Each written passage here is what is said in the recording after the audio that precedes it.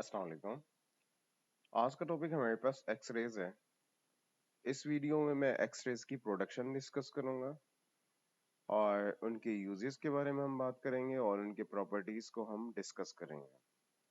तो फर्स्ट हमारे पास हम एक्सरेज थोड़ा सा एक्सप्लेन करना चाहेंगे। एक्सरेज बेसिकली आपके पास 1895 एडी में डिस्कवर हुए थे, तो ये आपको पता होना चाहिए एडी। ठीक है, 1895 एडी में ये डिस्कवर किए गए थे।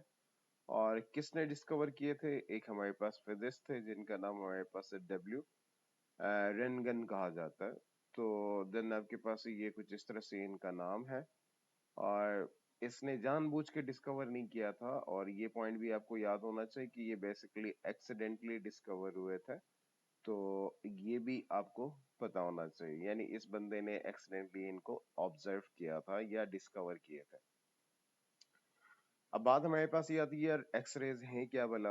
इन पे हम थोड़ी सी बात करेंगे। एक्सरेज आपके पास इलेक्ट्रोमैग्नेटिक रेडिएशंस है, तो आप यहाँ पे लिख सकते हैं इलेक्ट्रोमैग्नेटिक रेडिएशंस है जो कि इनविजिबल है। फर्स्ट पॉइंट याद रख लीजिएगा, ये इलेक्ट्रोमैग्नेटिक रेडिएशंस है और जो कि आपके पास क्या है, इनविजिबल है, आप अपने आंखों से देख नहीं सकते हैं। और इसके बाद जो सबसे इम्पोर्टेंट पॉइंट हमारे पास ये कि इनकी जो वेवलेंथ होती है वो शॉर्ट वेवलेंथ होती है। और वेवलेंथ की अगर हम बात करना चाहें तो वेवलेंथ बेसिकली हमारे पास एक रेंज में डिफाइन किया जाता है। यानी 0.1 एंगस्ट्रॉम से लेके हमारे पास कितना हो सकता है, 10 एंगस्ट्रॉम के बीच में होता है। अब इस जो वेवलेंथ की जो रेंज है, इस रेंज की वजह से हम इन्हें एक और नाम बताते हैं एक्सरेज को, देट आर वाइट रेडिएशंस। आप इन्हें वाइट रेडिएशंस भी कह सकते हैं। अब हम बात करने जाएंगे इनकी प्रोडक्शन के ऊपर, यानी इस बंदे ने एक्सीडेंटली कैसे डिस्कवर किया था। ये बेसिकली हमारे पास ये जो बंदा है और ये जो फिजिस्ट है, इसने डिस्चार्ज ट्यूब पे काम कर रहा था। डिस्चार्ज ट्यूब बेसिकली हमने डिस्कवरी ऑफ इलेक्ट्रॉन के दौरान या डिस्कवरी ऑफ प्रोटॉन में आपने इसे यूज किया है। और या फंडामेंटल पार्टिकल्स को डिस्कवर करने में जो दो मेन पार्टिकल्स हमारे पास है, इलेक्ट्रॉन एंड प्रोटॉन, उनको डिस्कवर करते वक्त हमने एक ट्यूब यूज किया था जिसे आप डिस्चार्ज ट्यूब कहते हैं। और सेम आपने यहाँ पे एक डिस्चार्ज ट्यूब, अब यहाँ पे उसे ग्लास एनवेल्प भी आप कह सकते हैं, या मे बी आपके पास है, समझ लीजिएगा कि हमारे पास एक डिस्चार्ज ट्यूब है और ये मैं डिस्चार्ज ट्यूब यहाँ पे बना रहा हूँ और इस डिस्चार्ज ट्यूब के अंदर दो इलेक्ट्रोड्स आप ऐड करते हैं। उनमें से एक इलेक्ट्रोड आपके पास है, यहाँ पे मैं बनाना चाह रहा हूँ इस साइड आपके पास ये फर्स्ट इलेक्ट्रोड है, ये भी आपका मेटल है। एंड सेकंड इलेक्ट्रोड जो आपके पास है, याद रख लीजिएगा इस दौरान आपने ये टंगस्टन का बनाना है। और इनको ले जाके आप पोलैरिटीज के साथ, यानी सपोज करिए आप हाई वोल्टेजेस के साथ कनेक्ट करेंगे, तो यहाँ पे मैं लिखना चाह रहा हूँ हाई वोल्टेजेस है। तो ये अगर आपके पास एनोड है तो इसके ऊपर चार्ज पॉजिटिव आना चाहिए, तो यहाँ पे एक बड़ी सी लाइन आप बनाएंगे और ये बेसिकली एनोड है, तो मैंने इसके साथ एनोड लिखा। और इस इलेक्ट्रोड को ले जाके नेगेटिव टर्मिनल के साथ कनेक्ट कर रहा हूँ। नेगेटिव बेसिकली हमारे पास क्या है, कैथोड है। और अगेन यहाँ पे बात हो रही है हाई वोल्टेजेस, तो अराउंड जो आपका वोल्टेजेस होना चाहिए वो 500 से लेके आपके पास ऑनवर्ड होना चाहिए, तो आप यहाँ पे मैं लिख देता हूँ 500 वोल्ट की बात हो रही है। नाउ इसके बाद सबसे मेजर कंडीशन हमारे पास ये, इस ग्लास ट्यूब के अंदर जो आपके पास प्रेशर होना चाहिए वो होना चाहिए 0.001 mm of Hg। mm of Hg basically हमारे पास प्रेशर का यूनिट है, that is millimetre of mercury कहा जाता है। इस प्रेशर के ऊपर जैसे ही आप इस डिस्चार्ज ट्यूब को ऑपरेट करेंगे या ऑन करेंगे, तो यहाँ पे कुछ इस तरह से आपको लाइट नजर आएगी कि जो कि हमारे पास एक कैथोड से जो है एनोड की तरफ मूव करते हुए आपको ग्रीन लाइट नजर आती है। और इनके बारे में हम डिस्कवरी ऑफ इलेक्ट्रॉन में डिस्कस कर चुके हैं कि ये जितनी भी रेजेस हैं, इन रेजेस को आप कैथोड रेज कहते हैं। और ये जो कैथोड रे बेसिकली हमारे पास क्या है, या कैथोड रेज की आप यहाँ पे बात करते हैं, तो कैथोड रेज बेसिकली हमारे पास है फास्ट मूविंग इलेक्ट्रॉन्स है। तो आप यहाँ पे ये भी मेंशन कर सकते हैं कि फास्ट मूविंग इलेक्ट्रॉन्स है। अब ये इलेक्ट्रॉन्स क्या करते हैं जिनकी वजह से यहाँ पे एक्स रेज यानी रेडिएशंस एमिट होती हैं। एक बात आपको बताना चाहूँ कि यार यहाँ पे जैसी एक्स रेज जाके एनोड को हिट करेंगे, कोलाइड करेंगे, तो उस दौरान आपके पास यहाँ से कुछ इनविजिबल रेडिएशंस एमिट होंगे। यानी इनविजिबल रेडिएशंस अगर मैं यहाँ पे ड्रॉ करना चाहूँ तो कुछ इस तरह से रेडिएशंस यहाँ से एमिट होंगी। ये कब होंगी? जब आपके पास इलेक्ट्रॉन जाके किसको कोलाइड करे या सपोज करे उसको हिट करे या उसके एटम्स के अंदर अगर आपके पास इंटर होता है, तो तब जाके यहाँ से कुछ रेडिएशंस एमिट होती हैं और इन रेडिएशंस को हम क्या कहते हैं? एक्स रेज कहते हैं। अब बात हमारे पास ये आती है कि यार ये एक्स रेज अब इलेक्ट्रॉन कैसे प्रोड्यूस करता है, इस पे भी हमने ब्रीफली डिस्कस करना। नाउ अब हमारे पास नेक्स्ट पेज की तरफ मैं जा रहा हूँ, यानी इनकी प्रोडक्शन की हमें बात करनी है, यानी ये कैसे प्रोड्यूस हो जाता है, यानी प्रोडक्शन की आपने बात करनी है। तो जैसे कि मैंने आपसे कहा कि यार हमारे पास जो एनोड है वो आपने टंगस्टन का लिया था, तो टंगस्टन बेसिकली आपके पास मेटल है। और अगर मैं सपोज करें इसका एक नॉर्मल जो टंगस्टन जो एटम है उसमें बहुत सारे एटम्स होंगे और उनमें से सिर्फ एक एटम जो है मैं यहाँ पे उसका स्ट्रक्चर बनाना चाहूंगा। आप सब जानते हैं कि सेंट्रल पार्ट जो होता है वो न्यूक्लियस होता है और इसके सराउंडिंग में हमारे पास कुछ ऑर्बिट्स होते हैं according to Bohr atomic model. ये फर्स्ट ऑर्बिट है और ये आपने सेकंड ऑर्बिट बना दिया और इसी तरह ये हमारे पास थर्ड ऑर्बिट आ रहा है और ये क्या है? फोर्थ ऑर्बिट मैंने यहाँ पे बना दिया। अब यहाँ पे अगर सपोज करें मैं इलेक्ट्रॉन्स रिप्रेजेंट करना चाहूँ तो फर्स्ट ऑर्बिट के अंदर 2 इलेक्ट्रॉन्स हैं और उसी तरह अगर सेकंड ऑर्बिट की बात करना चाहूँ तो 8 इलेक्ट्रॉन्स। तो उसी तरह बाकी रिमेनिंग ऑर्बिट्स के अगर आप इलेक्ट्रॉन्स मेंशन करना चाहें तो आप कर सकते हैं। पर बात हमारे पास ये है कि हमें यहाँ पे एक्स रेज की प्रोडक्शन समझना है। वहां पे हमने कहा था कि कैथोड से बेसिकली आपके पास से फास्ट मूविंग इलेक्ट्रॉन आएगा और वो इलेक्ट्रॉन मैं इस तरफ यहाँ पे बना रहा हूँ, ये बेसिकली हमारे पास से फास्ट मूविंग इलेक्ट्रॉन है। अब जैसी इलेक्ट्रॉन यहाँ पे एनोड की तरफ मूव करता है तो एनोड के एटम्स जितने भी हैं उनमें ये इलेक्ट्रॉन्स इंटर हो जाते हैं और ये इलेक्ट्रॉन आपके पास आहिस्ता आहिस्ता सपोज करें फास्ट मूविंग इलेक्ट्रॉन है, ये मूव करते हुए इंटर होगा। फर्स्ट शेल इसने क्रॉस किया, अगेन आपके पास जो लास्ट शेल था वो भी क्रॉस कर चुका है, उसके बाद सेकंड लास्ट भी क्रॉस कर रहा है, फिर उसके बाद हमारे पास क्या हो रहा है? सेकंड जो ऑर्बिट है वो भी क्रॉस कर चुका है और उसके बाद यहाँ पे फर्स्ट ऑर्बिट क्रॉस करने के बाद न्यूक्लियस की तरफ आ रहा है। हमें पता है कि इलेक्ट्रॉन के ऊपर चार्ज नेगेटिव है और न्यूक्लियस जो है पॉजिटिव चार्ज है। अब यहाँ पे पॉजिटिव जो है नेगेटिव को क्या करेगा? अट्रैक्ट करेगा। जब अट्रैक्शन होगी तो उस दौरान यहाँ इलेक्ट्रॉन की जो स्पीड है, सबसे पहले एक बात याद रख लीजिएगा, इलेक्ट्रॉन की जो स्पीड है वो क्या होगी? डिक्रीज होगी। जब स्पीड डिक्रीज होगी तो इस स्पीड को डिक्रीज करते वक्त इलेक्ट्रॉन यहाँ से कुछ ना कुछ रेडिएशंस एमिट करेगा। बात रिपीट कर रहा हूँ, यहाँ से जो आपके पास इलेक्ट्रॉन की जैसी स्पीड डिक्रीज होगी और उस स्पीड को मेंटेन करने के लिए वो कुछ ना कुछ अमाउंट ऑफ रेडिएशन यानी एनर्जी यहाँ से वो क्या करेगा? ये इलेक्ट्रॉन जो है वो रिलीज करेगा और यही रेडिएशंस आपके पास क्या कहलाए जाते हैं? ये रेडिएशंस मैं यहाँ पे बना रहा हूँ और इन रेडिएशंस को आपने क्या कहा? एक्स रेज कहा है। और पहली बात याद रख लीजिएगा, ये जो इलेक्ट्रॉन आपके पास है उसकी स्पीड रिड्यूस होने से जो रेडिएशन एमिट होंगी इनको आप एक्स रेज कहते हैं। अक्सर स्टूडेंट्स के दिमाग में ये आएगा कि यार ये इलेक्ट्रॉन डायरेक्ट न्यूक्लियस तक कैसे पहुंचा है? According to Rutherford atomic model हमने पढ़ा था कि यार एटम का खाल बहुत सारा हिस्सा जो है वो क्या है? खाली है, तो easily fast moving electron nucleus तक पहुंच सकता है। पहली बात ये क्लियर कर दीजिएगा।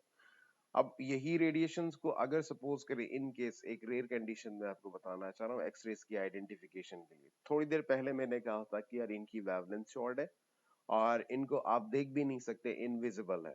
पर एक बात आपको यहाँ पे बताना चाहूंगा कि ये जो रेडिएशंस हैं, जो रेडिएशंस यहाँ से निकलेंगी, इन रेडिएशंस को अगर आप किसी ग्लास प्रिज्म से गुजारेंगे, इस कंडीशन में जब आप ग्लास प्रिज्म से गुजारेंगे तो वहां पे आपके पास एक कंटिन्यूअस स्पेक्ट्रम बनेगा। और आप सब को कंटिन्यूअस स्पेक्ट्रम के बारे में अगर किसी स्टूडेंट को कंफ्यूजन है तो इसके ऊपर मैं वीडियो अपलोड कर चुका हूँ, वो जाके देख लीजिएगा ताकि वो कंफ्यूजन आपकी मिनिमाइज हो जाए। इस कंडीशन में जैसे इलेक्ट्रॉन की स्पीड डिक्रीज हो रही है उस वक्त जो आपके पास है, सपोज इन केस एक और पॉइंट मैं आपको बताना चाह रहा हूँ, ये बार बार रिपीट इसलिए कर रहा हूँ कि यार अगले दो कंडीशंस कुछ और ही हैं, इनसे हटके हैं, वो भी एक्सरेज ही हैं, जिनको हम कैरेक्टरिस्टिक्स ऑफ एक्सरेज भी कह सकते हैं या टाइप्स ऑफ एक्सरेज की भी हम बात कर सकते हैं। अब स्पीड डिक्रीज होने से जो रेडिएशंस आपकी एमिट हो रही हैं उनको अगर आप किसी प्रिज्म से गुजारेंगे तो वहां पे आपके पास क्या बनेगा, कंटिन्यूअस स्पेक्ट्रम बनेगा। तो ये मैंने यहाँ पे लिख दिया, ये एक्स्ट्रा पॉइंट आपका है, दैट इज कंटिन्यूअस स्पेक्ट्रम यहाँ पे बनेगा। और उसी तरह अब अक्सर स्टूडेंट्स के दिमाग में ये हो, ये इलेक्ट्रॉन को हिट क्यों नहीं करता है? करता है भाई।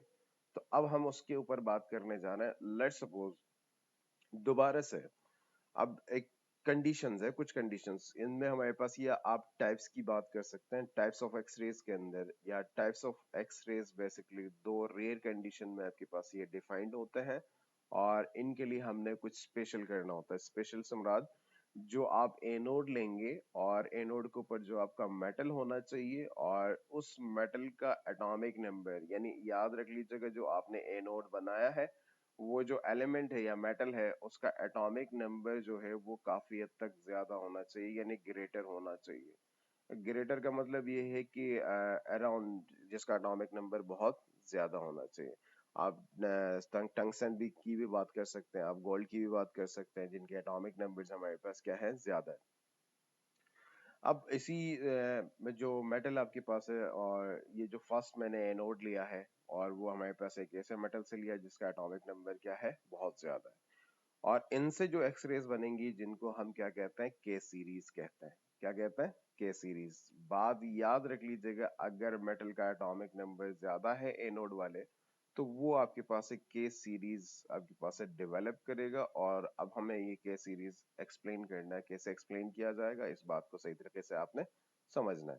फर्स्ट अगर हम बात करना चाहे, सपोज करिए इसके लिए दोबारा से मैं एटॉमिक स्ट्रक्चर बना रहा हूँ, तो मैंने सेंट्रल पार्ट आपका न्यूक्लियस बनाया और इसके सराउंडिंग में आपके पास कुछ ऑर्बिट्स बना दी। ये फर्स्ट ऑर्बिट है और उसके बाद ये हमारे पास क्या सेकंड ऑर्बिट आ रहा है, फिर उसके बाद क्या आ रहा है, थर्ड ऑर्बिट, और ये लास्ट आपने क्या बनाया, फोर्थ ऑर्बिट। अब इन सब के अंदर हमारे पास इलेक्ट्रॉन्स है, आप सब जानते हैं, तो फिर मैं यहाँ पे कुछ इलेक्ट्रॉन्स यहाँ पे बनाना चाह रहा हूँ। सपोज करिए यहाँ पे फर्स्ट ऑर्बिट के एक इलेक्ट्रॉन बना दिया। वो नंबर ऑफ इलेक्ट्रॉन से यहाँ पे कोई मैटर नहीं है, पर आपको ये कॉन्सेप्ट क्लियर होना चाहिए, तो ये बात क्लियर कर दीजिएगा। नाउ फर्स्ट ऑर्बिट के अंदर मैंने इलेक्ट्रॉन बना दिए, एक इलेक्ट्रॉन। उसी तरह सेकंड ऑर्बिट के अंदर भी एक इलेक्ट्रॉन। मैंने अभी आपको समझाने के लिए सिर्फ एक एक इलेक्ट्रॉन बना रहा हूँ। उसी तरह थर्ड ऑर्बिट के अंदर भी आपके पास एक इलेक्ट्रॉन आ रहा है, और फोर्थ ऑर्बिट के अंदर भी क्या हो रहा है, एक इलेक्ट्रॉन आ रहा है। हमें पता है कि यार कैथोड से हमारे पास फास्ट मूविंग इलेक्ट्रॉन आएंगे, तो वो इलेक्ट्रॉन अगर सपोज करें एक इलेक्ट्रॉन आने के बाद ये फर्स्ट ऑर्बिट के इलेक्ट्रॉन को जैसे कोलाइड करेगा तो ये इलेक्ट्रॉन यहाँ से क्या होगा, एक्साइटेड स्टेट में चला जाएगा, यानी बाहर जाएगा, बाहर किसी दूर वाले ऑर्बिट में चला जाएगा। तो याद रख लीजिएगा, जैसे ही ये इसको कोलाइड करेगा तो यहाँ पे ये इलेक्ट्रॉन कहाँ पे पहुंचा है, एक्साइटेड रीजन में पहुंचा है। और एक्साइटेड रीजन से मुराद कि ये इनफाइनाइट ऑर्बिट में भी चला जा सकता है ये इलेक्ट्रॉन, क्योंकि इलेक्ट्रॉन कोलाइड हो रहा है तो ये एनर्जी गेन करेगा, और एनर्जी गेन करने के बाद ये ऑर्बिट छोड़ के चला जाएगा। अब जैसे ही ये ऑर्बिट छोड़ के निकलेगा यहाँ से, तो यहाँ पे एक खाली स्पेस, सपोज करिए मैं यहाँ पे खाली स्पेस डेवलप करना चाह रहा हूँ, एक एम्प्टी स्पेस। पहले इलेक्ट्रॉन था, बाहर वाले इलेक्ट्रॉन ने उसको हिट किया और इलेक्ट्रॉन यहाँ से आपके पास निकल चुका है। और ये हमारे पास जो इलेक्ट्रॉन है इसे हम इंसिडेंट इलेक्ट्रॉन भी कह सकते हैं। क्या कह सकते हैं, इंसिडेंट इलेक्ट्रॉन भी हम कह सकते हैं। अब इस इलेक्ट्रॉन ने इसको हिट किया है। अब हमें पता है कि यार इनर के जो इलेक्ट्रॉन्स के अगर वहां सपोज करो ऑर्बिट है, उनके इलेक्ट्रॉन्स अगर कम होंगे तो बाहर वाले इलेक्ट्रॉन्स उनके पोजीशंस को फिल करने की कोशिश करते हैं। तो यहाँ पे एक वैकेंसी खाली हो चुकी है जिसमें एक इलेक्ट्रॉन नहीं है। तो अब इन केस सपोज करिए हमारे पास से इस वक्त जो है ये फर्स्ट, एक और चीज मैं आपको यहाँ पे साथ साथ बताता चलो कि फर्स्ट ऑर्बिट जो होता है उसको हम क्या कहते हैं, के कहते हैं, और सेकंड ऑर्बिट आपके पास क्या है, एल है, और उसके बाद थर्ड ऑर्बिट आपके पास क्या है, एम है, और फोर्थ ऑर्बिट क्या है, एन है। हमारा जो इलेक्ट्रॉन निकल रहा है वो किससे निकल रहा है, के से निकल रहा है। तो उसी वजह से एक बात अगेन आपको बताना चाह रहा हूँ, इनको के सीरीज, ये बात याद रख लीजिएगा, जो इलेक्ट्रॉन आपका निकल रहा है वो के ऑर्बिट से निकल रहा है, और वो वहां पे एक वैकेंसी खाली कर रहा है, यानी खाली जगह प्रोड्यूस कर रहा है इलेक्ट्रॉन निकलने के बाद, ठीक है। और एक और चीज, अब ये जो खाली जगह है इसको तो फिल करना है। अब फिल करने के लिए हमारे पास इलेक्ट्रॉन्स अभी पार्टिसिपेट करने की कोशिश करेंगे। अब सेकंड ऑर्बिट का इलेक्ट्रॉन सपोज करें हमारे पास है, एल के जो ऑर्बिट के इलेक्ट्रॉन है वो इसको फिल करने की कोशिश कर रहा है। तो अब यहां से ऊपर से नीचे आएगा, तो ये जो फर्स्ट, अगर इन केस आपका इलेक्ट्रॉन जो है एल से इलेक्ट्रॉन जंप करके कहाँ जा रहा है, आपके पास से के शेल में जा रहा है। एक पॉसिबिलिटी ये भी कि इलेक्ट्रॉन जो आपके पास है एल शेल से जा रहा है। अब सेकंड पॉसिबिलिटी हमारे पास ये भी कि इलेक्ट्रॉन हमारे पास एम शेल से चला जाए कहाँ पे, के में, और ये भी पॉसिबल है। और उसी तरह अगर हम बात करना चाहे तो एन शेल से भी आपका इलेक्ट्रॉन कहाँ जा सकता है, के में जा सकता है। तो अब ये जो सीरीज हमारे पास है इनके अंदर तीन सीरीज, यानी इनको हम तीन सीरीज जो हमारे सामने नजर आ रही, तो फर्स्ट अगर इलेक्ट्रॉन आपका एल से जा रहा तो इसे हम क्या कहेंगे, के अल्फा कहेंगे। और उसी तरह अगर आपका इलेक्ट्रॉन एम से जा रहा तो ये क्या है, के बीटा है। और उसी तरह हमारे पास इलेक्ट्रॉन सपोज करें हमारे पास है एन से जा रहा तो आपके पास क्या है, के गैमा। तो यानी के सीरीज के अंदर भी तीन सीरीज होती हैं, अल्फा सीरीज, बीटा सीरीज और आपके पास क्या है, गैमा सीरीज।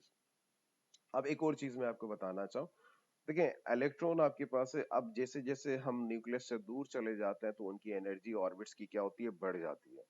अब के की एनर्जी कम है, एल की एनर्जी ज्यादा है, तो अब हायर एनर्जी से अगर मैं यहाँ पे डिफाइन करना चाहूँ तो आपका इलेक्ट्रॉन सपोज करें एल से कहाँ जा रहा है, के में जा रहा है। तो यानी हायर एनर्जी ऑर्बिटल से, हायर एनर्जी ऑर्बिट से इलेक्ट्रॉन आपके पास कहाँ जा रहा है, लोअर एनर्जी ऑर्बिट में जा रहा है। तो उस वक्त ये जो एक्स रेज होंगी, याद रख लीजिएगा यहाँ पे जो एक्स रेज प्रोड्यूस होंगी उनके बारे में कुछ पॉइंट्स आपको पता होना चाहिए। हाँ, उनकी वेवलेंथ जो है वो कम होगी, यानी वेवलेंथ की अगर मैं बात करना चाहूँ तो वेवलेंथ कम होगी, डिक्रीज होगी। और सेकंड जो मेन पॉइंट हमारे पास ये कि यार जो इनकी एनर्जी, यानी ये जो एक्स रेज बनेंगी उनकी एनर्जी काफी हद तक ज्यादा होगी। यानी एनर्जी ज्यादा इसलिए हो रही है क्योंकि इलेक्ट्रॉन आपके पास कहाँ से आ रहा है, हायर एनर्जी ऑर्बिट से सेकंड में। अब एक और पॉइंट यहाँ पे ये भी डेवलप्ड होता है कि यार अक्सर स्टूडेंट्स के दिमाग में होगा कि यार के अल्फा की एनर्जी ज्यादा होनी चाहिए, के बीटा की आपके पास है, के गैमा। अब उसी तरह सबसे ज्यादा एनर्जी आपके पास किस में होगी, एन में होगी। तो बेटा के गैमा की एनर्जी सबसे ज्यादा होनी चाहिए और उसके बाद हमारे पास क्या आना चाहिए, के बीटा होना चाहिए, फिर उसके बाद आपके पास क्या, के गैमा होना चाहिए, के अल्फा होना चाहिए लास्ट वन। और अब ये जो मैंने सीक्वेंस बनाई वो आपके पास है एनर्जी के रिस्पेक्ट से बात कर रहा हूँ, और जैसे जैसे दूर से आपका इलेक्ट्रॉन आएगा वहां पे ज्यादा एनर्जी प्रोड्यूस होगी। नाउ अगर हम के सीरीज के बाद अगर एल सीरीज को एक्सप्लेन करने की कोशिश करें, तो एल सीरीज की अगर मैं बात करना चाहूँ तो एल सीरीज जो है सेम आपके पास है। एल सीरीज बनाने के लिए आपको यहाँ पे जो एनोड आपने लेना है, और वो जो एनोड मैं यहाँ पे लिखना चाहूंगा वो एनोड आपके पास क्या होना चाहिए, और एनोड के ऊपर जो आपका मेटल होगा जिसका एटॉमिक नंबर क्या होना चाहिए, कम होना चाहिए। तो ये सबसे मेजर पॉइंट हमारे पास है कि एटॉमिक नंबर आपके पास क्या होना चाहिए, यहाँ पे कम होना चाहिए। और अगर मैं इस तरह से कोई एक एग्जांपल आपको बताना चाहूँ तो आप aluminium as a electrode use कर सकते हैं, यानी एज अ एनोड आप यूज कर सकते हैं। तो अब इलेक्ट्रॉन, जैसे हमने कहा था के सीरीज में इलेक्ट्रॉन जो हमारा एक्साइटेड स्टेट में जा रहा था वो के ऑर्बिट से जा रहा था, तो अब सेम कंडीशन यहाँ पे ये भी डेवलप्ड होगा। दोबारा से अगर स्ट्रक्चर बनाऊंगा तो फिर वीडियो लंबी हो जाएगी, तो ये बात याद रख लीजिएगा। एक सिर्फ पॉइंट आपको बताना चाह रहा हूँ, ये हमारा पास के है, ये उसके बाद क्या है, एल है, फिर उसके बाद क्या है, एम। अब यहाँ पे इलेक्ट्रॉन आपके पास है कहाँ से निकलेगा, एल से निकलेगा, और ये बाहर से फास्ट मूविंग इलेक्ट्रॉन आपके पास कहाँ से आ रहा है, इसको हिट कर रहा है। और हिट करने के बाद यहाँ से इलेक्ट्रॉन निकलेगा, और इलेक्ट्रॉन निकलेगा तो यहाँ पे वैकेंसी डेवलप्ड होगी, और उस वैकेंसी को फिल करने के लिए हमारे पास क्या होंगे, बाहर से इलेक्ट्रॉन अंदर की तरफ आएंगे। और अब वो जो वैकेंसी फिल हो रही है वो के की हो रही है, तो पॉसिबली हमारे पास यहाँ पे भी सॉरी एल की वैकेंसी कंप्लीट जो फिल हो रही है। तो यहाँ पे अगर आप सीरीज की बात करना चाहो तो एल सीरीज, एल अल्फा, यानी यहाँ पे भी तीन सीरीज आप डिफाइन कर सकते हैं। एल अल्फा हो सकता है, एल बीटा हो सकता है, और एल आपके पास क्या है, गैमा हो सकता है। एन से रिलेटेड एक पॉइंट मैं आपको बताना चाहूंगा, यहाँ जो एक्स रेज प्रोड्यूस होंगी, यानी जो एक्स रेज आपके पास यहाँ पे प्रोड्यूस होंगी उनकी जो वेवलेंथ है वो काफी हद तक हमारे पास से क्या होना चाहिए, ज्यादा होना चाहिए। तो यहाँ पे मैं एक और पॉइंट देखे, यहाँ के सीरीज के अंदर हमने बताया था कि वेवलेंथ जो है वो डिक्रीज होगी, तो एल सीरीज के अंदर हमारे पास जो वेवलेंथ जो एक्स रेज प्रोड्यूस हो रही है उनकी वेवलेंथ जो है वो काफी हद तक क्या होनी चाहिए, ज्यादा होनी चाहिए। तो ये पॉइंट जो आपको याद होना चाहिए। और उसके बाद अगर हम एनर्जी की बात करना चाहे तो यहाँ पे एनर्जी क्या होती है, डिक्रीज हो जाती है, और ये जो एक्सरेज होंगी उनकी एनर्जी क्या होगी, कम होगी।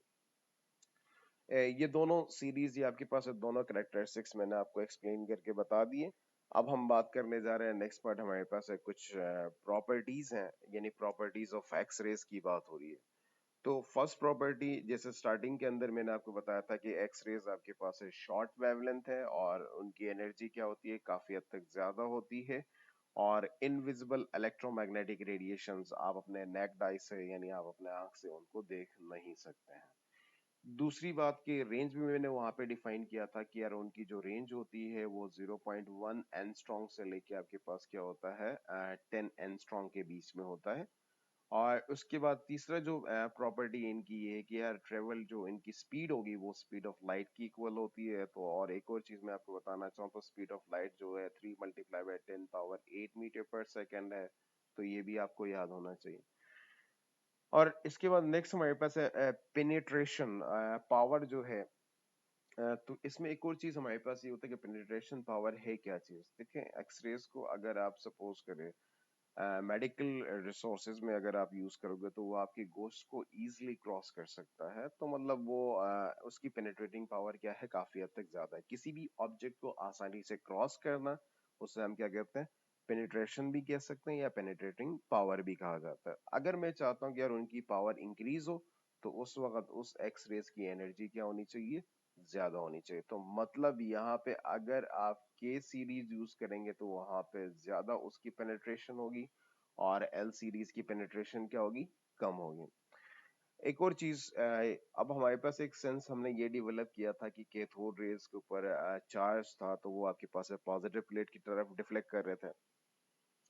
उसी तरह साइंटिस्ट के दिमाग में भी ये था कि यार इनके ऊपर कोई ना कोई चार्ज होना चाहिए। तो जब इन्होंने इलेक्ट्रिकल और मैग्नेटिक फील्ड से इन रेडिएशंस को गुजारने की कोशिश की तो इनकी कोई डिफ्लेक्शन नहीं थी, ना ये पॉजिटिव प्लेट की तरफ मूव कर चुके हैं ना आपके पास नेगेटिव प्लेट की तरफ मूव कर चुके थे, कर रहे थे। तो उसी वजह से इन्हें हमने क्या कहा, न्यूट्रल कहा, यानी इनके ऊपर कोई चार्ज नहीं है। और इसके बाद जो नेक्स्ट प्रॉपर्टी हमारे पास ये कि यार ये किसी भी गैस मॉलिक्यूल को इजीली आयोनाइज करता है। आयोनाइजेशन से मुराद कि अगर आप एक तरफ हाइड्रोजन रखें और उसमें से एक्स रेज गुजारने की कोशिश करेंगे तो अब यहाँ पे हाइड्रोजन के हमारे पास दो आयन मिलेंगे, यानी 2H पॉजिटिव, फिर प्लस क्या होगा 2 इलेक्ट्रॉन्स। यानी गैसेस को आयोनाइज करने के लिए भी आप भी यूज कर सकते हैं। लास्ट प्रॉपर्टी हमारे पास कुछ इस तरह से कि यार ये फोटोग्राफिक प्लेट्स को भी क्या करता है, अफेक्ट करता है।